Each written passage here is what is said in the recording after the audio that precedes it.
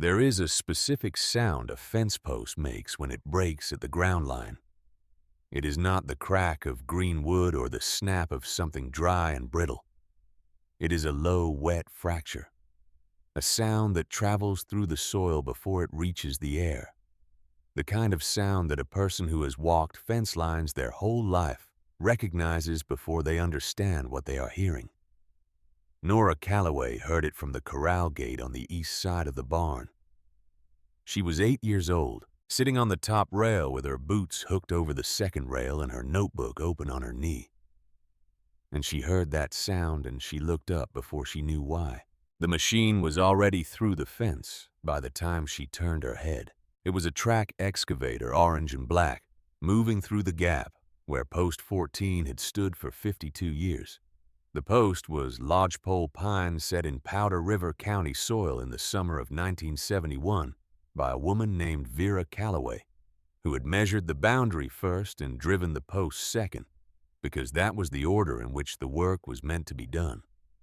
Post 14 was one of 58. They ran the eastern boundary of the Calloway land in Powder River County, Wyoming, 3 lines of barbed wire strung between them. A spring latch gate at the southeast corner that had not failed in the time since Nora's mother was born. Post 14 was on the ground now. The wire had snapped at 2 points and curled back on itself in the dirt. The excavator did not slow down. Nora was off the rail before she made a decision to move. That was how her body worked when something wrong happened near the fence. She had learned the fence the way she had learned the names of the cattle and the smell of the soil after rain and the specific shade the sky turned over the eastern ridge before a front moved in. Not from a book, from walking it, from being shown. She went into the mudroom at a run and came back out with 2 things. Her grandmother Ruth's digital camera, the one that lived on the shelf above the coat hooks, a Canon from 2009, with a crack in the battery cover that did not affect the function, and the yellow measuring tape from the box on the lower shelf, the one with the worn leather case that had belonged to Vera before it belonged to anyone else. Nora checked the camera clock as she pushed through the screen door. She had set it that morning at 6:43, the same way Ruth had taught her, the same way Ruth had done it herself every morning she used the camera. The time was right. It was always right when Nora checked it. She walked to the gap in the fence at a pace that was not running but was not walking either. The pace of someone who has somewhere to be and knows that arriving in a state of agitation is less useful than arriving in a state of readiness. The excavator had turned and was moving north-northeast along a line that took it further into the Calloway property. She could see the track impressions in the soil, deep on the softer ground near the seasonal creek drainage, and shallower on the harder ground away from the water. She photographed Post 14 first. 3 angles. The cracked base, the post position relative to the intact posts on either side, and the full track impression nearest the post base. Then she laid the measuring tape from the base of the broken post to the nearest track mark and photographed the number, 4 feet and 3 inches. She wrote in her notebook post, 14 cracked ground line track, 4.3 feet east. She wrote the time. Ruth had told her once that a photograph without a measurement is a picture, and a picture without a date is a memory, and a memory is not evidence. Ruth had said this not as instruction, but as observation, the way she said most things, as if she were noting a fact about the weather. Nora had been 6 years old. She had not forgotten it. She moved to Post 15. Post 15 had been pulled from the ground by the wire tension when the line snapped. It lay at an angle in the soil. The base lifted the root end dark with the earth that had held it for 5 decades. She photographed it and measured the displacement from vertical, 17 degrees. She wrote the number. Diane Calloway came out of the house when she saw her daughter walking the fence with a camera and a measuring tape. She stood at the edge of the yard, and watched for a moment without speaking, the way a person watches when they are still organizing what they are seeing. Then she walked toward the gap, wiping her hands on the front of her jeans. The man from the equipment crew came first.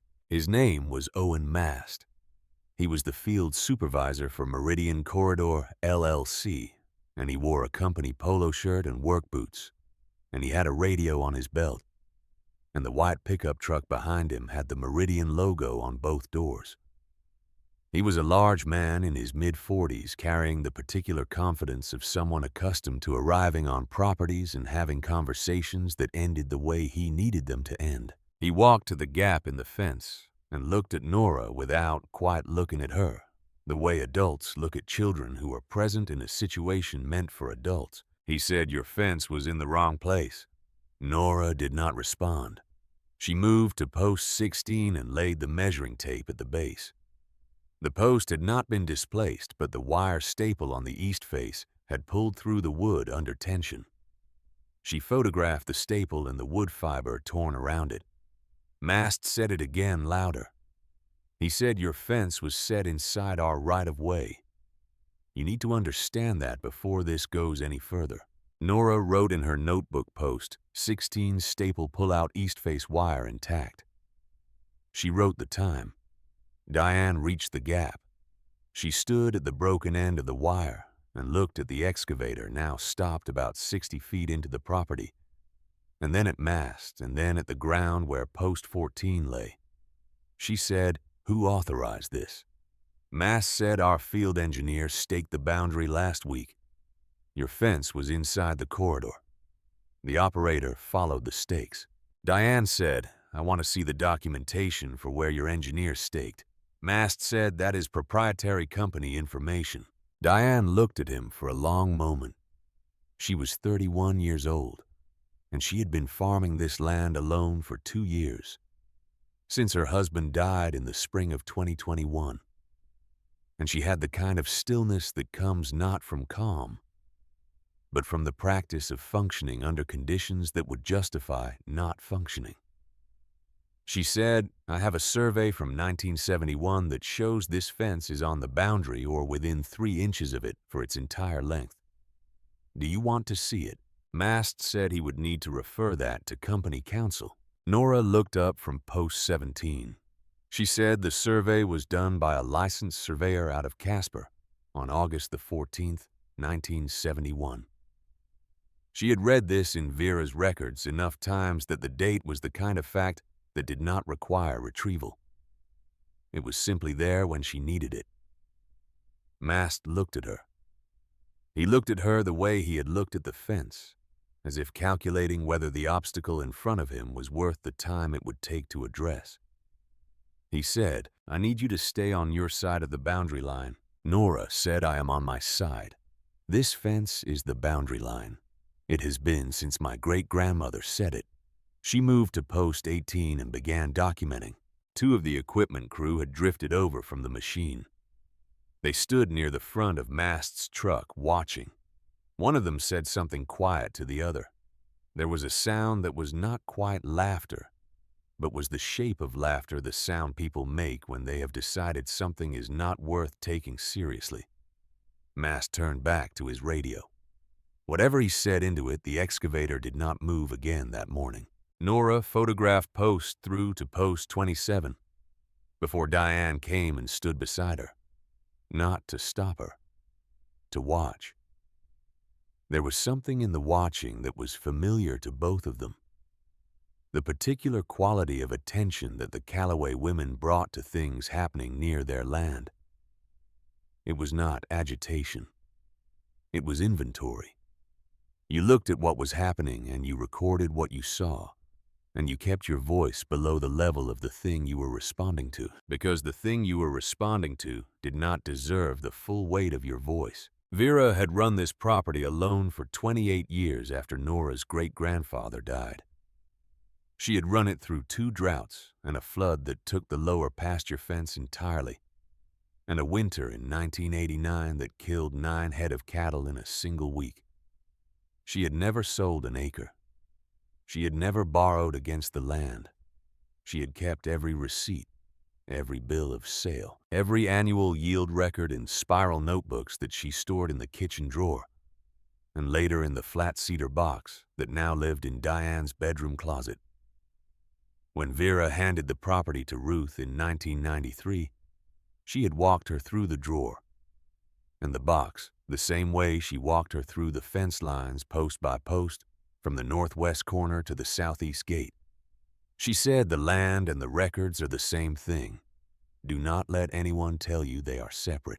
Ruth had said the same thing to Diane, and Diane, not yet knowing what she was doing, had said something close to it to Nora, not as a lesson, but in the course of explaining why the camera clock needed to be set correctly every morning before it was used for anything. Nora had been 6. She had nodded and set the clock and not forgotten. The cedar box was in the closet. Diane went inside while Nora continued down the fence line and carried the box to the kitchen table. Inside was what had always been inside it. The survey from August 1971. The original deed recorded in Powder River County in the spring of that year. A folder of receipts from the construction of the fence itself.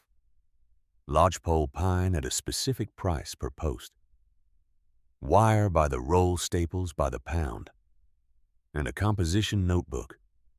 Plain cover that Vera had used to record the construction of the fence, from the first post to the last, with measurements and landmarks and a hand-drawn map of the eastern boundary that showed each post position relative to natural features.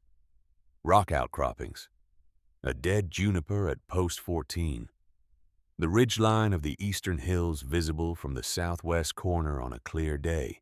There was also beneath the folder of receipts a second composition notebook.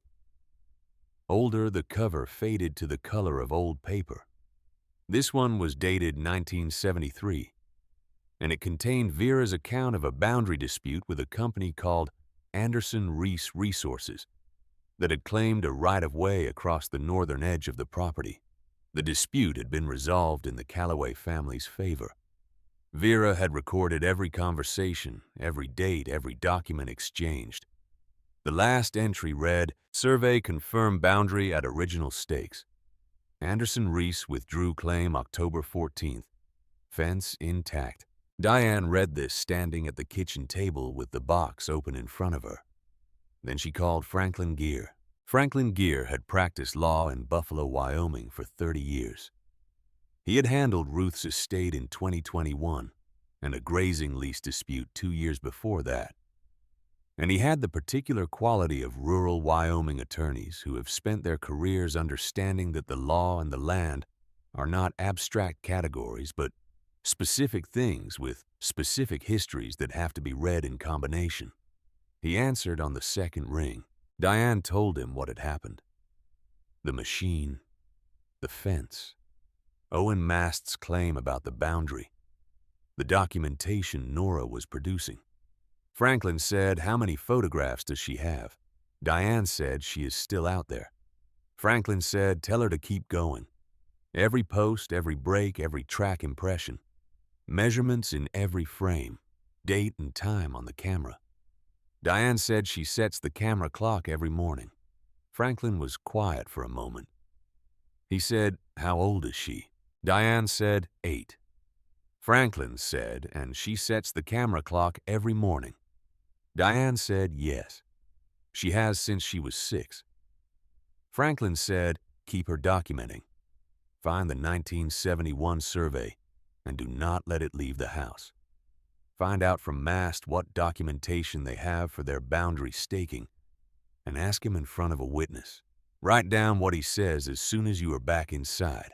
Diane took the survey out of the cedar box and walked back to the fence. Nora was at post 23 when Diane arrived. Mast was standing near his truck. Diane walked to him and asked him directly what documentation he had for the boundary stakes his field engineer had set.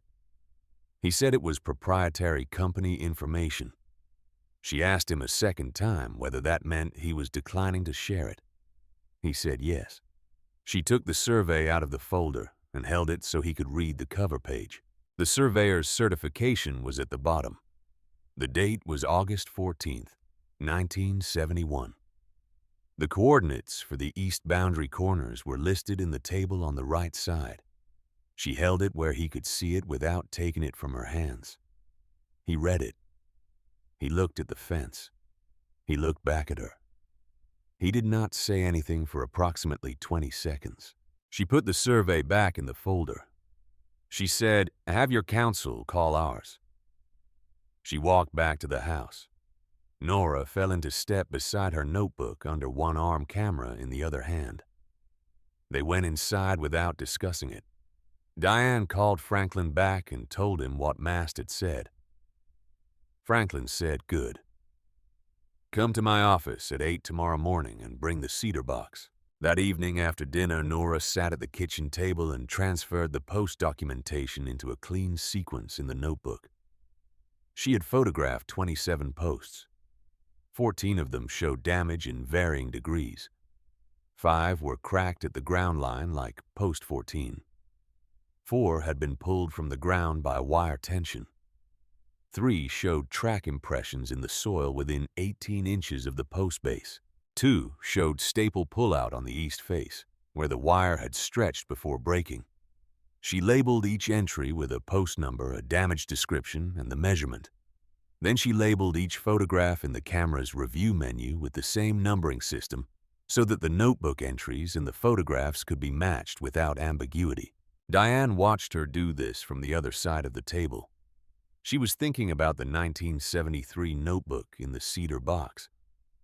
She was thinking about Anderson Reese Resources and the fact that Vera had sat at this same table or one very much like it and recorded a company's attempt to take something that was not theirs, and that the recording had been enough. She thought about what it meant to be the fourth woman to stand on this land and face something Vera had already faced and already defeated. The cedar box had not been kept by accident. It had been kept because Vera had understood that the day would come when its contents would need to stand in a room and be read aloud by someone who had not been there when they were written. The next morning, Diane and Nora drove to Buffalo with the cedar box between them on the front seat of the truck. Franklin met them in his office. He had already pulled the public records for Meridian Corridor, LLC, from the Federal Energy Regulatory Commission filings, which were available online to anyone who knew where to look. He spread the FERC easement map on his desk beside the 1971 survey. He put his finger on the FERC map and said their easement corridor runs here. Their eastern boundary of the corridor is 40 feet west of your fence line, at the point where the excavator crossed. Diane said, 40 feet. Franklin said their equipment went 40 feet beyond their own authorized construction zone before it crossed your fence. This is 2 violations, not 1. The first is trespass on your property. The second is construction outside the permitted corridor, which is a regulatory violation under FERC's jurisdiction, with consequences that have nothing to do with your civil claim. Nora was sitting in the chair along the wall. She had her notebook open. She said so they broke their own rules before they broke ours. Franklin looked at her. He said, "Yes, that is exactly right." He looked at the notebook. He said, "How many photographs do you have total?" She said 187. He asked her to describe the documentation sequence. She listed the posts in order, the damage type for each, the measurements. The approach tracks photographed from the Meridian side. The full fence line photographed from the southwest corner, showing all 58 posts in context against the eastern ridge line. Franklin looked at that last photograph on the camera screen for a long time. All 58 posts visible in the dry September grass. The wire between them. The eastern ridge rising behind the fence line, the way it had risen behind every fence line in this county since before anyone had thought to record it. The fence looked like what it was, a boundary set with care and held for 52 years. Not a casual line, not an approximation. He said, "This one." "Why did you take this one?" Nora said, so you could see the whole fence before the damage. The other photographs show what broke. This one shows what was there. Franklin set the camera down. He looked at Diane. He said she documented this better than most adults I have worked with. Diane said she learned it from Ruth, and Ruth learned it from Vera. Franklin printed the wide shot at full page size and set it on top of the folder without further comment. Then he put both maps back in their folders and folded his hands on the desk. He said, "Here is where we are. Meridian Corridor, LLC, has violated the conditions of their federal easement by operating outside the permitted corridor. They have trespassed on your property, damaged your fence, and their field supervisor told your 8-year-old daughter that the fence was in the wrong place, which is a false statement that is now documented on a camera with a correct timestamp. We are going to write them a letter. We are going to attach every document in that cedar box and every photograph your daughter took. We are going to send it to Meridian's legal department and simultaneously to the FERC compliance office." Diane said, "What do we ask for?" Franklin said, "We ask for fence repair or full replacement at their expense, restoration of the disturbed soil on your property, a licensed survey at their expense to confirm the boundary, a written acknowledgement that the trespass occurred, and a restraining order preventing further construction within 100 feet of your property line until the boundary is formally reestablished." Diane said, "Will they agree?" Franklin said not immediately, but they will agree eventually because the alternative is a FERC audit of their full construction operation, which they cannot afford while they are trying to finish a pipeline on a summer schedule. He paused. He said, "Can I keep that photograph? The wide one?"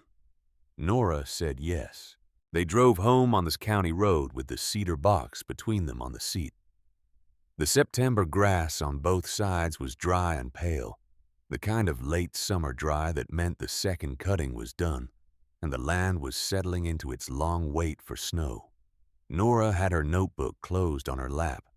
She was looking out the passenger window at the fence lines of the neighboring properties, checking them the way she always did when she rode this road, looking for lean or sag or post rot.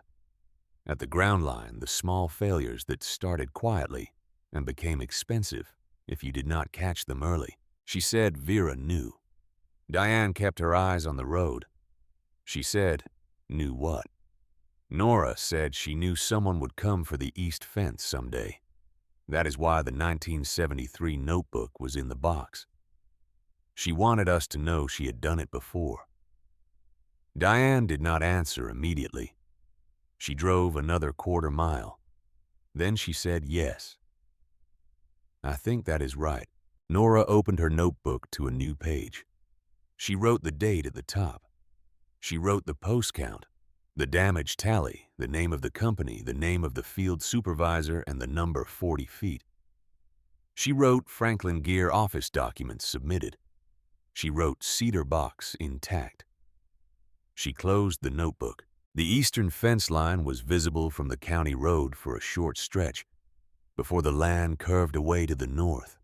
You could see it from here, the line of lodgepole posts running straight and true from the northwest corner toward the southeast gate, the wire catching the afternoon light between them.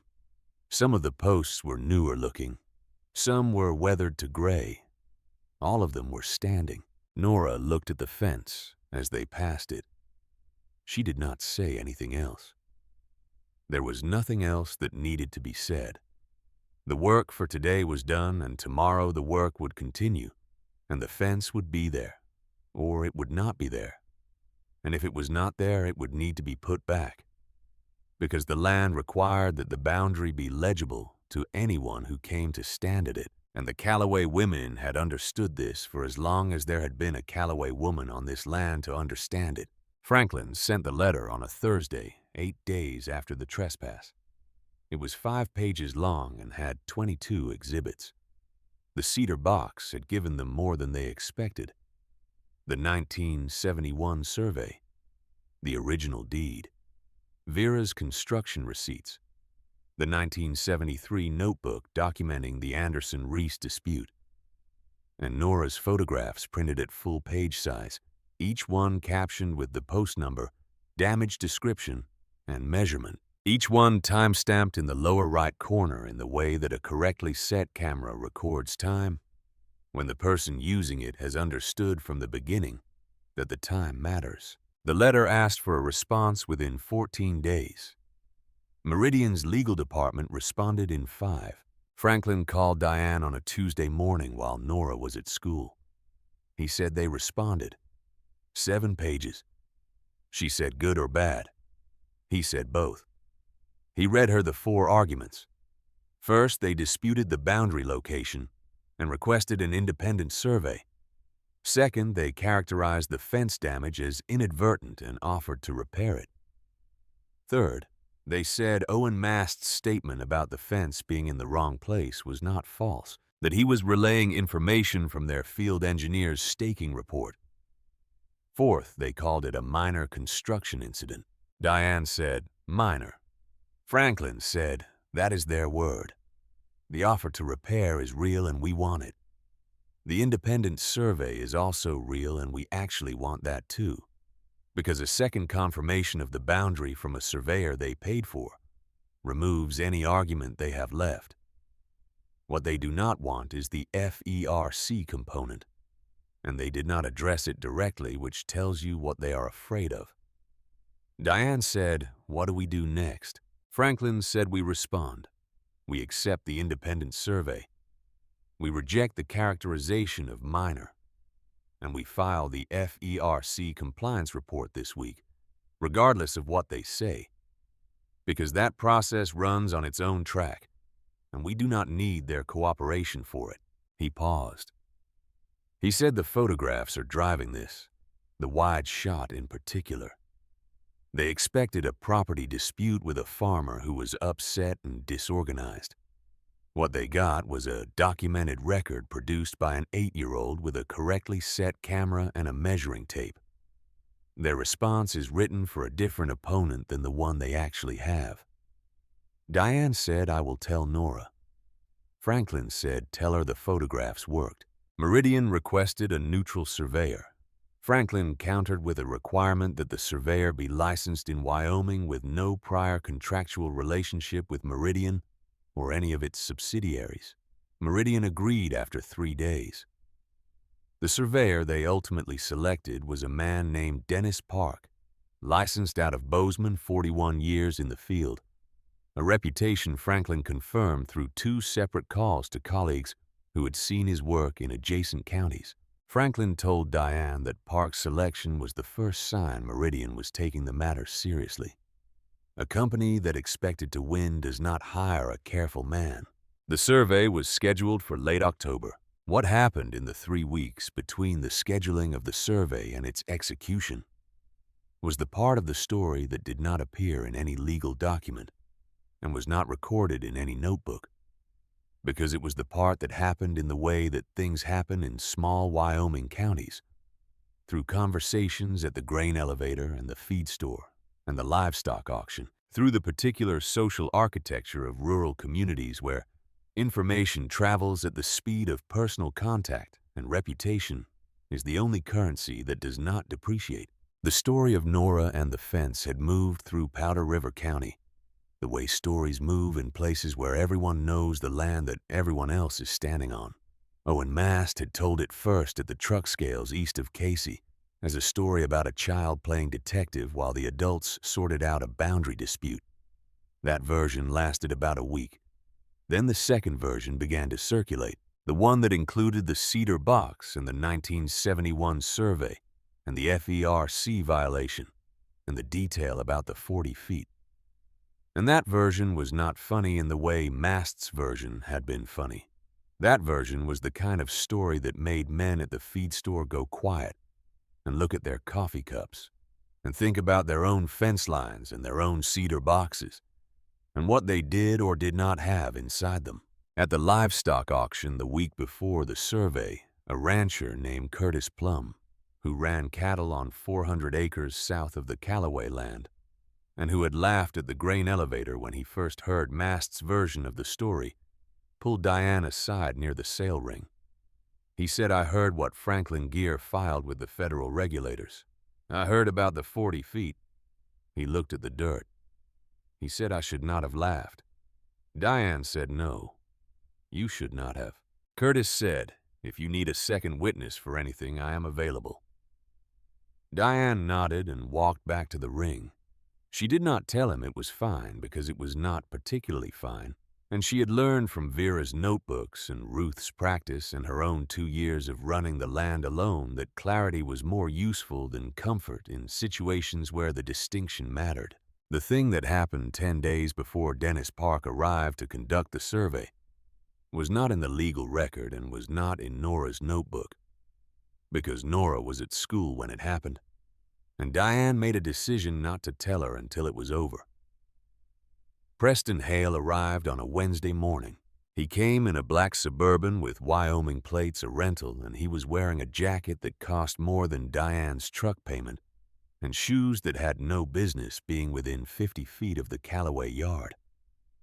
He was 38 years old, and he had the particular quality of men who have spent their careers in rooms where they set the terms, a quality that expressed itself not as aggression, but as an assumption, the quiet certainty that the conversation would end where he needed it to end, because conversations always did.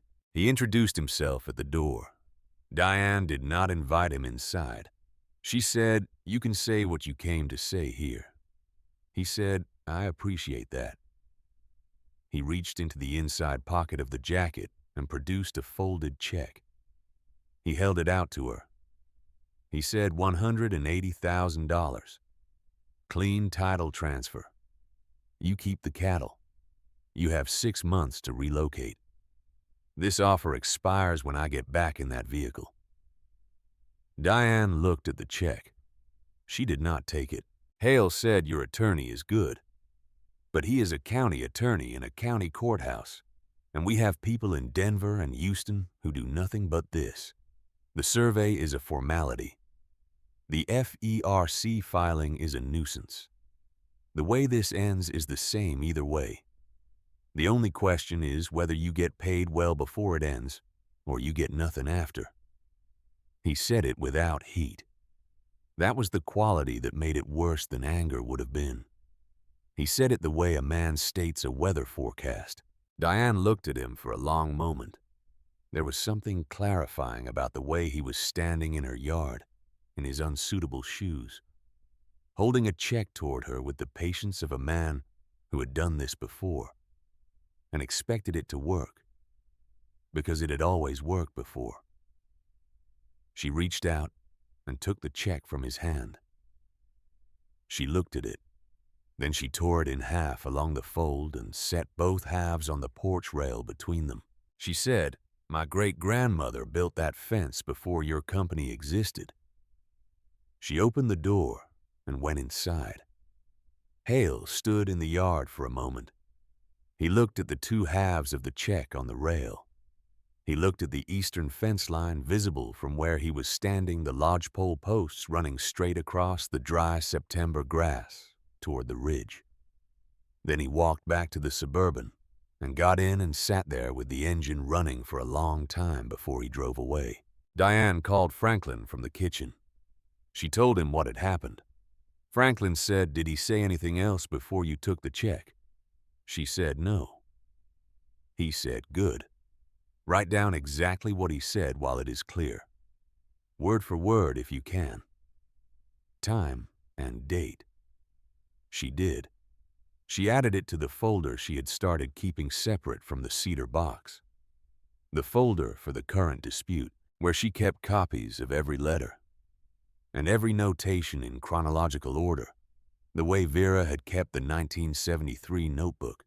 What happened 4 days after Hale's visit was the thing that made the survey feel less like a procedural step and more like a reckoning. Nora found the second notation in Vera's construction notebook. She had been going through the cedar box again at the kitchen table on a Saturday afternoon. Not looking for anything specific, just reading the way she sometimes read the older notebooks, to understand what the land had been through before she was old enough to have her own notebooks. The construction notebook from 1971 was the one she knew best. She had read the post measurements and the landmark descriptions so many times that she could have recited the sequence from memory. Post 1, 4 paces from the granite outcropping at the north corner. Post 14, 2 paces from the dead juniper. Post 31, sightline to the eastern ridge at the saddle formation. But on this reading, she found something she had read before without understanding what she was reading. At the back of the notebook after the last post entry, Vera had written a single paragraph in a different pen. Darker ink added later. The date on the paragraph was September 1973, 2 years after the fence was built. It read, Anderson Reese brought their own surveyor in August. His numbers matched mine. I expected this. I measured every post against the natural landmarks before I set it. The landmarks do not move. The rock at post 1 does not move. The saddle on the eastern ridge does not move. If anyone ever questions this fence again, tell them to measure from the rock. Tell them to look at the saddle. The fence is where it is because the land told me where to put it, not the other way around. Nora read this paragraph 3 times. Then she got up from the table and went outside with the notebook. She walked to post 1 at the northwest corner of the eastern fence line. She stood at the base of the post and looked north. The granite outcropping was there. It had always been there. It was the size of a kitchen table, gray and pale in the October light, sitting in the grass 4 paces north of the post, exactly as Vera had described it. Nora laid the measuring tape from the post base to the nearest face of the rock, 13 feet and 1 inch. She wrote this in her notebook. Then she looked south along the fence line toward the eastern ridge. She could see the saddle formation on the ridge from here, the dip between 2 higher points that Vera had described as the sighting landmark for the southeast corner. Nora looked at post 58 at the far end of the line and sighted along the top of it toward the saddle. The alignment was exact. She walked the full line, all 58 posts. She measured from the landmarks Vera had described at every post where a landmark was named. Rock at post 1. Dead juniper stump at post 14, the stump still there. After 52 years, the wood gray and hard as stone.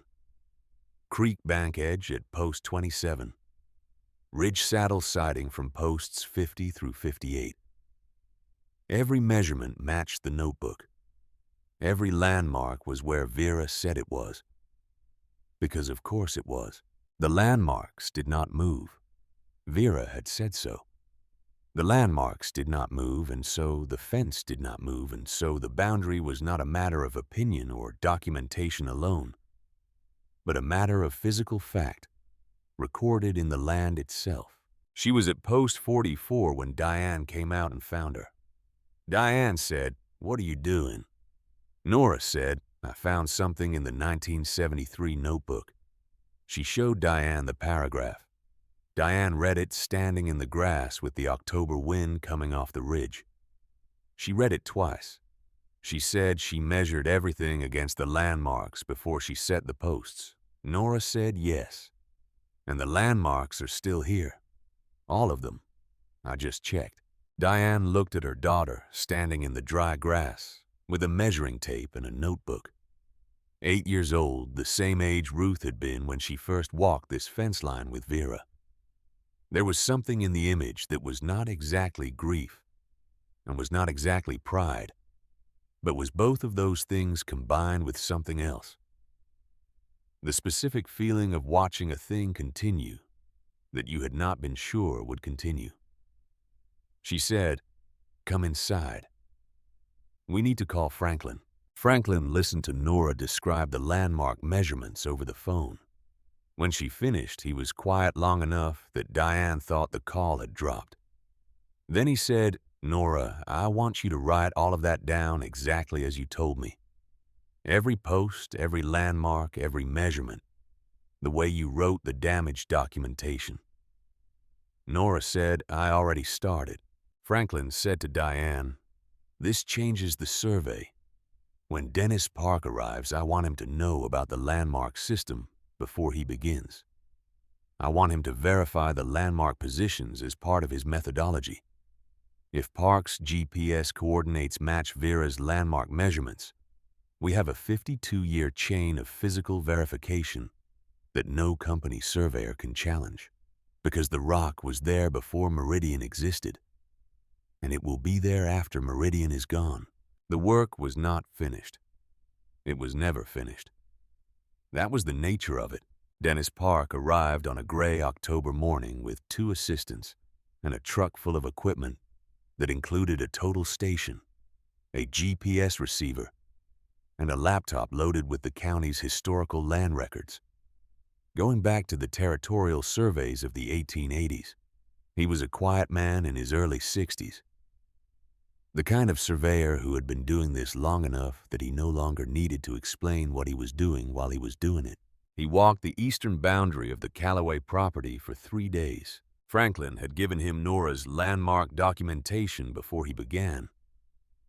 Park had read it at the kitchen table on the first morning, the full sequence from post 1 to post 58. The measurements and the landmark descriptions and the dates. He had not said anything while he read it. When he finished, he looked up at Nora, who was sitting across the table before a school notebook in front of her. He said, "Did you measure these yourself?" She said, "Yes." He said, "All 58." She said, "All 58." He looked at the notebook for another moment. He said, "Good work." On the second day of the survey, Diane got a call from Craig Dunbar, Meridian's local counsel. Dunbar was professionally pleasant in the way of attorneys who have been instructed to be professionally pleasant while delivering information that is not pleasant. He said, "Miss Callaway, I want to make you aware that Meridian has obtained a temporary court order staying the effect of the 1971 survey pending the outcome of the independent survey. This means the 1971 document cannot be used as controlling evidence in any proceeding until the independent survey is complete." Diane said, "We know about the order. Franklin told us yesterday." Dunbar said, "I also want to make clear that Meridian's position remains that the fence location is in dispute, and that the company is not in a position to accept liability for any damage until that dispute is resolved." Diane said, "Mr. Park is on day 2 of 3. The dispute will be resolved by the end of the week." Dunbar said, "My client has asked me to convey that there is still an open offer on the property." Diane said the offer was declined. Dunbar said the new figure is $240,000. Diane said, "Tell your client to wait for the survey." She hung up and stood in the kitchen for a moment. The cedar box was on the counter. She looked at it. She thought about Vera writing in the dark ink 2 years after the fence was built. Not because she had to, but because she had known that someone would need to read it someday. That was the thing about Vera that the cedar box kept proving over and over. She had not prepared for herself. She had prepared for the women who would come after her and face what she had already faced. She put the phone in her pocket and went out to see how Dennis Park was getting on with Post 27. Park finished on the 3rd day. He packed his equipment into the truck at 4 in the afternoon and said he would have his certified report to Franklin's office within 2 weeks. He shook Diane's hand at the truck. He looked at Nora, who had come out of the house when she heard the truck engine and was standing at the edge of the yard with her notebook. He said, "I checked all the landmarks." Nora said, "And?" Park said, "And they are where your great-grandmother said they were." He got in the truck and drove down the county road toward the highway. Nora watched the truck until it was out of sight. Then she opened her notebook to the page where she had been tracking the survey days and wrote Park finished day 3. Checked all landmarks. Landmarks confirmed. She looked east toward the ridge. The saddle formation was visible in the late afternoon light. The same dip between the same two high points that Vera had used to sight the southeast corner of the fence in the summer of 1971. It had not moved. It would not move. Nora closed the notebook and looked at the ridge until the last of the light was gone. Franklin called 2 weeks later on a Tuesday evening. Diane had just finished the second feeding and Nora was at the kitchen table doing schoolwork when the phone rang.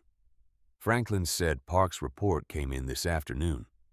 He said 3 words before he read her the full certification. They matched completely. Dennis Park's certified survey confirmed the corner coordinates from the 1971 document to within 9 inches. He confirmed that all 58 posts of Vera Calloway's original fence line fell within 3 inches of the legal boundary for the full length of the eastern edge. He confirmed that the excavator trespass had occurred 44 feet inside the Calloway boundary. He confirmed in a supplementary note attached to the main certification that he had verified the landmark positions described in the 1971 construction notebook and found them consistent with the surveyed boundary coordinates. The granite outcropping at post 1, the dead juniper stump at post 14, the ridge saddle siding from posts 50 through 58. All of it confirmed. All of it where Vera said it would be. Park had added 1 sentence to the supplementary note that was not standard survey language. It read, "The landmark methodology used in the original 1971 construction demonstrates an unusually rigorous approach to boundary verification for the period and provides independent physical corroboration of the surveyed boundary that is not dependent on the documentary record alone." Franklin read this sentence aloud to Diane. He read it twice. Then he said, "We can talk about settlement now. And I want you to know, before we begin, that the FERC compliance report generated an inquiry letter to Meridian last week. The investigation is open. That is not our leverage. That is the federal government's leverage. But Meridian knows that the 40 feet and the trespass and the false statement to your daughter and the attempt to buy you out after the dispute began are all part of the same record now, and that record is going to be visible to the federal investigators whether we put it there or not."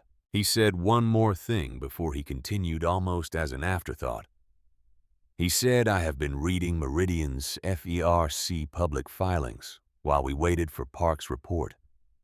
There are 2 confidential settlement line items in their financial disclosures from the past 18 months, Wyoming and Montana. I do not know yet what they are for, but I know what they look like." Diane said, "What do they look like?"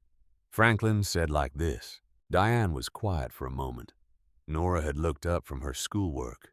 She was watching her mother's face. Diane said, "What do we ask for?" Franklin said everything in the original letter. Full fence replacement, not repair. Soil restoration. Their surveyor's costs. Our legal fees, including the 1971 survey authentication. A written acknowledgement on company letterhead. And a restraining order on construction activity within 100 feet of your line until the acknowledgement is signed and filed. Diane said, "Will they give us all of it?"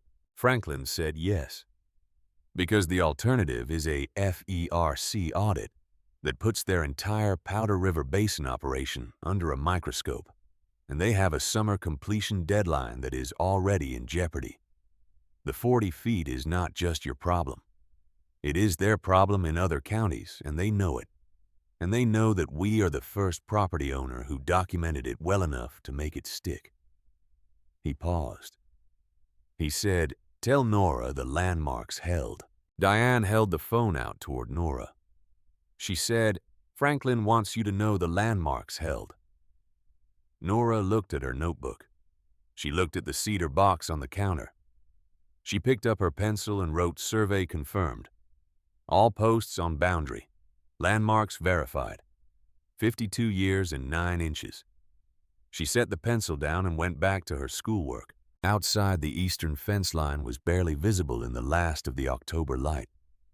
The posts dark against the dry grass. the wire catching nothing at this hour. But it was there. It had always been there. The settlement negotiations took 3 weeks. Franklin had predicted they would take 4. But Meridian moved faster than expected, which Franklin told Diane was itself a piece of information.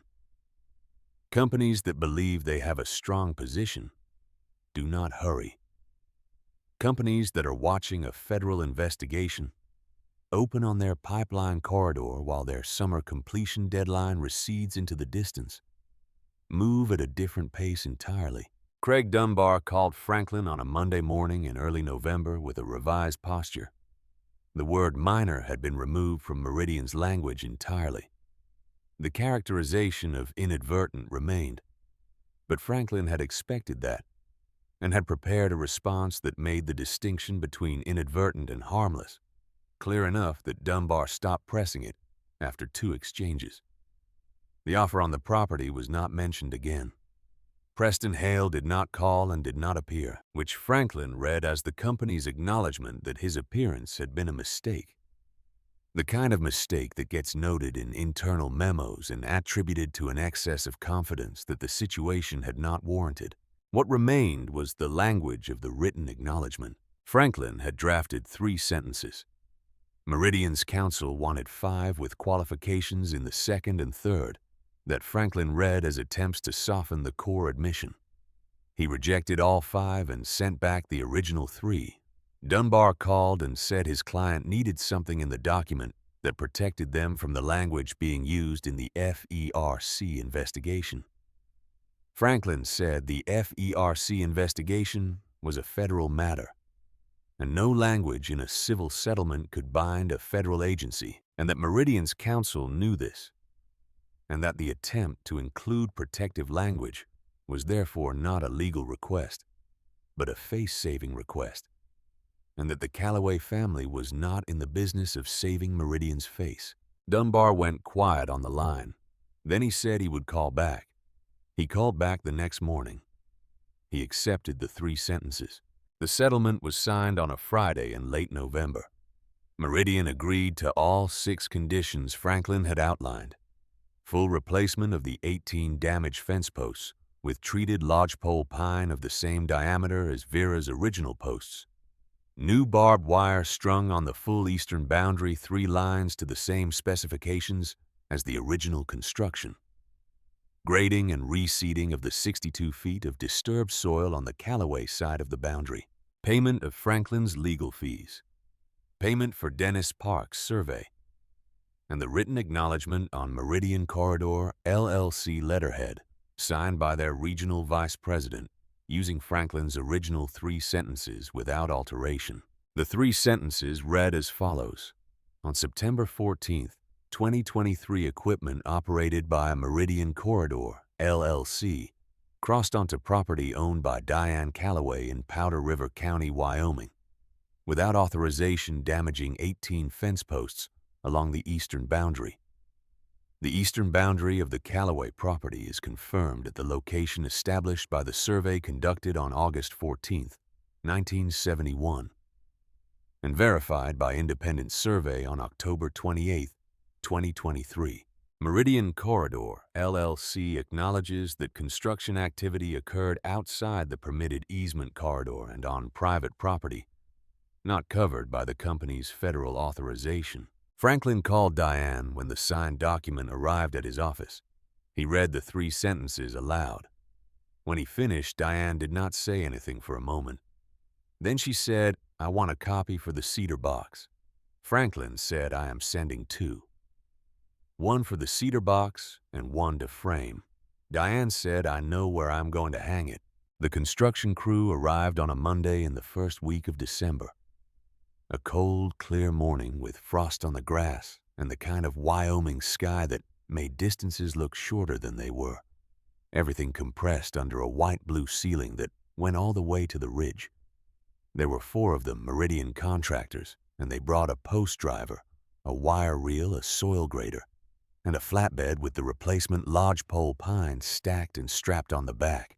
They worked from post 1 southward, pulling the damaged posts, setting the new ones, tamping the soil, moving to the next. Nora watched from this corral gate for the first hour, not with suspicion, with attention. There was a difference, and she had learned it from watching Diane watch things that needed watching without making the watching into a confrontation. You kept your eyes on the work. You noted what was done and what was not done. You wrote it down if it mattered. She had her notebook.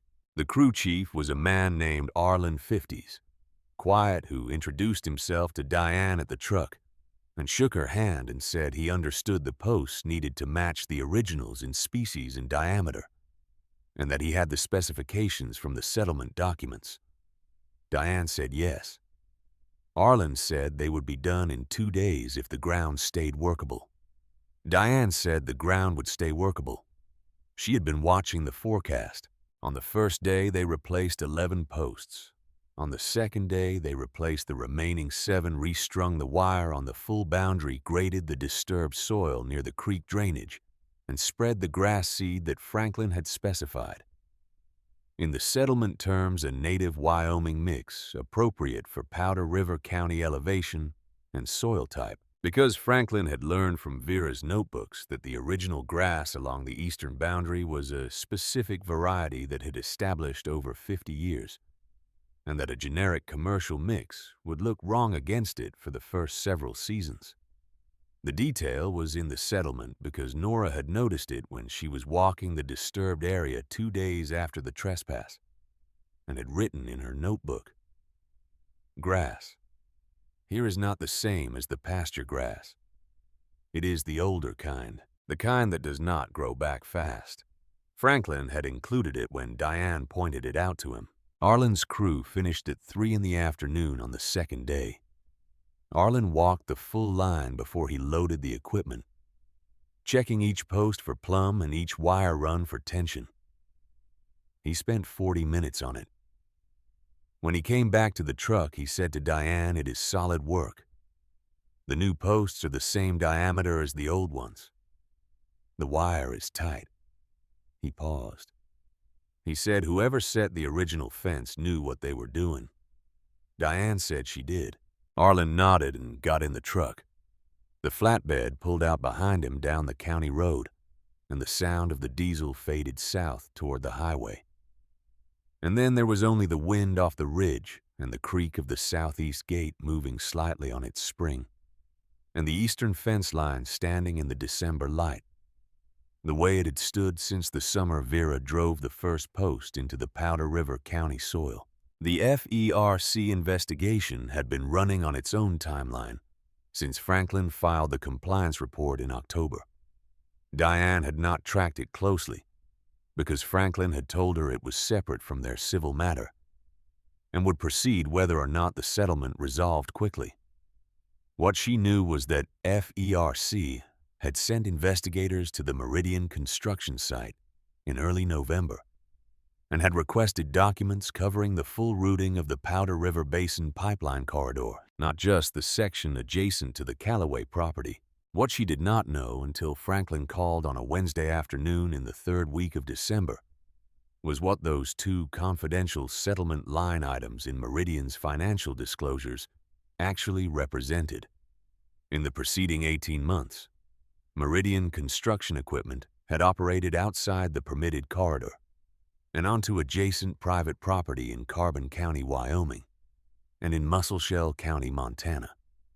Both had been resolved with cash payments to the property owners. Neither had been reported to FERC. The failure to report was itself a violation separate from and additional to the original corridor deviations. Franklin said the Callaway documentation was the first time Meridian's corridor deviations were recorded with the kind of specificity that made a federal case possible. The other 2 property owners accepted settlements without documenting what had happened, which meant that Meridian's pattern was invisible until your daughter photographed post 14 with a measuring tape and a correctly set camera. Diane said, "What happens to Meridian?" Franklin said, "That is not our case. That is the federal government's case. What I can tell you is that the Powder River Basin Pipeline Project has been suspended pending the outcome of the investigation. and that Meridian's regional operating license is under review, and that Preston Hale is no longer listed as Vice President of Operations on the company's public filings as of 2 weeks ago. Diane said he is gone. Franklin said he is gone. There was a silence on the line. Outside the kitchen window, Diane could see the eastern fence line in the late afternoon light. The new posts were a slightly lighter color than the older surviving posts, the treated wood not yet weathered to the gray of the originals. In a few seasons, they would match. In a decade, you would not be able to tell which ones were Vera's and which ones were replacements. The boundary would just be the boundary the way it had always been. She said, "Does Nora know about the investigation?" Franklin said, "Not yet." "I thought you should decide when to tell her." Diane said, "I will tell her when she is old enough to understand what it means, not the facts. She already understands the facts. I mean, what it means that one person writing things down in a notebook can make a federal case possible. That is a larger thing to carry than a fence line." Franklin said she is already carrying it. She has been since September. Diane said, "I know, but there is a difference between carrying something and knowing the full weight of it." Franklin said, "Yes, I suppose there is." The Powder River County Commissioner's Office scheduled a public meeting in January to address complaints from 3 ranching families about Meridian's construction practices in the county. The meeting was held on a Thursday evening in the county building in Casey, a room with folding chairs and a podium, and a wall-mounted map of the county with the Meridian corridor marked in red. 43 people attended. Diane went. Nora stayed home because it was a school night, and because Diane had decided that the public meeting was adult business even if the situation that had made it necessary was not. Franklin was there. Dennis Park was there, which Diane had not expected. Curtis Plum was there, and he sat in the second row and did not say anything during the public comment period, and did not need to. His presence was itself a statement about what the community thought of how the matter had been handled. Craig Dunbar was not there. Meridian sent a different attorney, a woman from their Denver office named Catherine Soule, who was prepared and careful, and said very little that committed Meridian to anything specific, which was the correct strategy for an attorney representing a company under federal investigation, and which satisfied no one in the room but was not intended to. The commissioner, a man named Walter Briggs, who had been running Powder River County administration for 11 years, opened the meeting and let it run for 2 hours. He had read the Callaway settlement documents. He had read the FERC inquiry letter. At the end of the 2 hours, he looked at Catherine Soule and said, "Your company came into this county and operated outside its federal authorization and onto private land. And when the first property owner documented it properly and filed a federal complaint, the investigation found that this was not the first time." He said, "I want to know what Meridian intends to do differently on the portion of the corridor that has not yet been constructed." Soule said she was not authorized to make operational commitments on behalf of the company at this proceeding. Briggs said, "Then I would encourage you to convey to whoever is authorized that this county will be watching every foot of that corridor from this point forward, and that the next property owner who finds your equipment on their land will have the benefit of knowing exactly how to document it and exactly where to file." He adjourned the meeting. Outside in the parking lot afterward, Franklin found Diane near her truck. He said, "Briggs is going to be useful going forward." She said, "I know." She had watched Briggs during the meeting and recognized the quality. He had the same quality Vera had described in the 1973 notebook when writing about the county official who had verified the Anderson-Reese boundary the first time. He was a man who understood that the county's land records were not abstractions, but the actual structure of actual lives, and that protecting them was his job, in the same way that protecting the road system was his job. She drove home on the county road in the January dark. The headlights caught the eastern fence line for a few seconds as she turned into the property. the new posts bright and straight in the light before she swung toward the barn. She stopped the truck and sat for a moment with the engine running, looking at the fence through the windshield. 58 posts, 3 lines of wire, a spring latch gate at the southeast corner. Vera had built it in 1971, and a company had come for it in 2023, and it was still there, which was the only outcome that had ever been acceptable. And the reason it was still there was that 4 women across 4 generations had understood the same thing about the relationship between land and records and the specific patience required to hold both. Diane turned the engine off and went inside. Nora was at the kitchen table. She had been asleep in her chair, her head resting on her folded arms, her notebook open on the page she had been writing before she fell asleep. Diane stood in the doorway for a moment and looked at her. The cedar box was on the counter where it always was.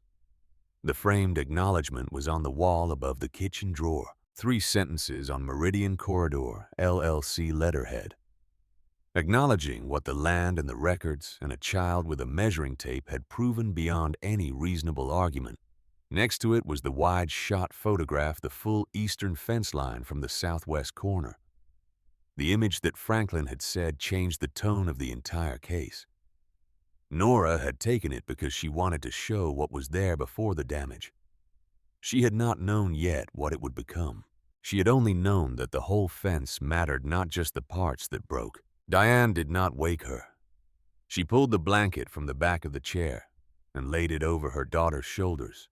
She looked at the notebook open to the last entry Nora had written before she fell asleep. It read, "January meeting at County Building. Commissioner Briggs told Meridian this county would be watching. Franklin says FERC investigation is still open. Pipeline suspended. Preston Hale no longer with company." Vera was right.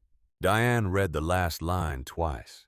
Then she turned off the kitchen light and went down the hall, leaving Nora at the table in the quiet of the house asleep over her notebook. The way the women before her had fallen asleep over theirs in the seasons when the work did not stop, because the night came. On the first Saturday after the new year, Diane and Nora walked the eastern fence line together. They started at the northwest corner at post 14 paces from the granite outcropping that had been there since before any of them were born, and would be there after all of them were gone. The morning was cold and clear, the sky the particular pale blue of Wyoming winter, the grass flat and frost-covered, the ridge sharp against the light. Their breath came in small clouds. Nora had her notebook. She checked post 1. New treated pine straight in the ground, the surface still showing the light color of recent installation. She pressed her palm against the post face. Solid. She wrote post 1 new plum firm. She measured from the post base to the granite outcropping, 13 feet and 1 inch. Same as Vera's distance. She drew a small mark in the margin next to the number. They moved south. The old posts stood the way old lodgepole stands when it has been in dry ground long enough to become part of it. Nora pressed her thumbnail into each one at the ground line and felt nothing give. The original wire was darker than the new sections, weathered to the color of old iron, but it held its tension the way wire holds when it has been strung correctly and left alone. She wrote what she found. She found what she expected. At post 14, she stopped. She looked at the new post and then at the dead juniper stump 2 paces to the east, gray and hard and unchanged. She laid the measuring tape from the post base to the nearest face of the stump, 6 feet and 4 inches. The same number Vera had written in the summer of 1971. She wrote it in her notebook and then wrote in the margin next to it, confirmed. They kept walking. At post 27, where the seasonal creek crossed under the fence line, Nora checked the reseeded soil on the Callaway side. The grass seed had not yet germinated, too late in the season for germination, but the ground was graded smooth, and the seed was in the soil where it was supposed to be. In the spring, it would come up. By summer, the creek bank would be green again. She wrote Post 27 Creek Crossing reseeded ground stable. At Post 32, she stopped. The post was an original old gray wood, but there was something at the ground line on the south face that had not been there in October. A soft place, small, the size of a thumbnail. She pressed her nail into it and felt the give that meant moisture had begun its work. She said to Diane, Post 32 needs watching. Diane said, how bad? Nora said, not bad yet. Early. We should check it in spring. Diane said, add it to the list. Nora added it to the list. They kept walking. They reached the southeast gate at Post 58 in the late morning. Nora lifted the spring latch and let the gate swing open, and then pushed it closed again, and listened to the latch engage. Clean and solid metal seating against metal the way it was designed to seat. She wrote gate latch good. She stood at the southeast corner and looked north along the full length of the fence. All 58 posts visible from here on the straight. Run the old ones and the new ones together, the wire continuous between them. The eastern ridge behind them with the saddle formation clear against the winter sky. Unchanged. Unchangeable. The same landmark Vera had used to sight this corner in the summer of 1971. Diane came and stood beside her. The wind off the ridge moved through the wire and made a low sound. Not quite a note, but something close to one, the sound of tension held correctly across a long span. Diane said Vera walked this line every season from 1971 until she could not walk it anymore. Ruth walked it after her. I walked it with Ruth and then alone. She looked at Nora. Now you. Nora said, I know. Diane said, you are 8 years old. Nora said, I know that too. Diane put her hand on Nora's shoulder for a moment. Then they turned and started the walk back north along the fence, checking the posts from the east face on the return trip. Because wood that looked solid from one side sometimes showed the beginning of rot on the other, and you did not know what you did not look at. They reached Post 1 at the north end in the early afternoon. Nora checked the east face, solid. She looked at the granite outcropping 4 paces away, pale gray in the winter light. Unchanged and unchangeable, the fixed point against which everything else was measured. The same rock Vera had paced from in the summer of 1971, when she was building a fence that would still be standing 52 years later, because she had understood that a fence is only as permanent as the thinking behind it. Nora wrote the last entry in the inspection sequence. Post 1 new plumb firm granite confirmed 13 feet 1 inch. She closed the notebook. They stood together at the northwest corner in the January light. The boundary was where it had always been. The granite outcropping was where Vera said it was. The saddle on the ridge was visible from posts 50 through 58, the way it had always been visible. The dead juniper stump stood at Post 14 the way it had stood since before the fence was built. All of it confirmed, all of it holding. The post that Vera had driven into this ground in 1971 was gone now, cracked by a machine that had not known or cared what it was breaking. But the boundary it marked was not gone. The boundary could not be broken by a machine because it was not a physical thing. It lived in the cedar box and in the county records office and in Franklin Gear's filing cabinet and in the FERC compliance database and in Nora's notebook and in the memories of everyone who had read Dennis Park's certification and heard Walter Briggs speak at the January meeting. It lived in 3 sentences on company letterhead signed by a man who no longer worked for that company, acknowledging without qualification what the land had always shown to anyone willing to measure it correctly. You just had to know where to look, and you had to write it down. Nora tucked the notebook under her arm and turned toward the house. The winter light was falling flat and clean across the Wyoming grass. and the eastern ridge was sharp against the sky, and the fence ran between them post by post, from the granite at the north corner to the spring latch gate at the south.